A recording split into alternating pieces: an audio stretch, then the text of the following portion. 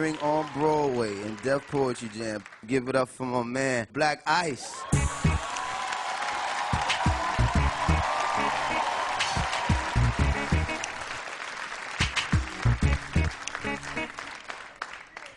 My father always told me I'd understand when I got older.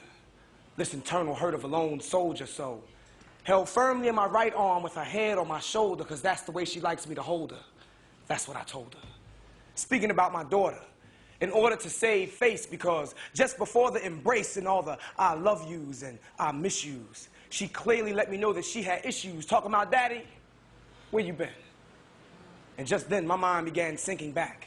Thinking back to those Saturday seldom show-up days, those seem like my father don't want to bother helping me grow up days. So sick of not seeing my dad, I want to throw up days, those my mom said you shouldn't come nowhere near where we resided because she decided to blow up days.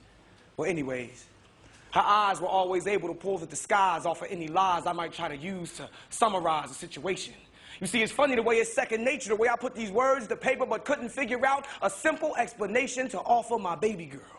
Don't like having to admit that tomorrow's just a maybe girl, the famous ask your mom and see what she say. But the ball's in her court, so we got to play how she played. But hey, I tell my big girl not to fret, because all this dirty will come out in life's wash and we haven't finished filling up yet. You see, when two parents are not in conjunction, a dysfunctional child is inevitable. See, mommy's not on time with daddy, and daddy's not on time with mommy. So the child grows up off schedule.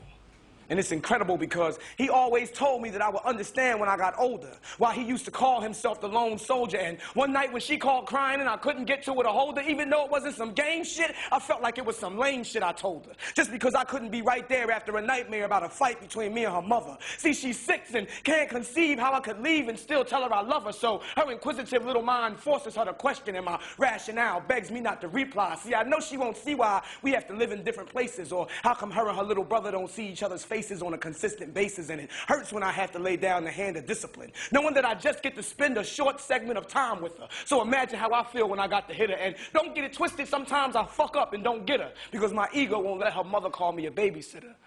But for my baby girl, I'm gonna swallow my pride and show through. See, for my kids, it ain't nothing I won't go through.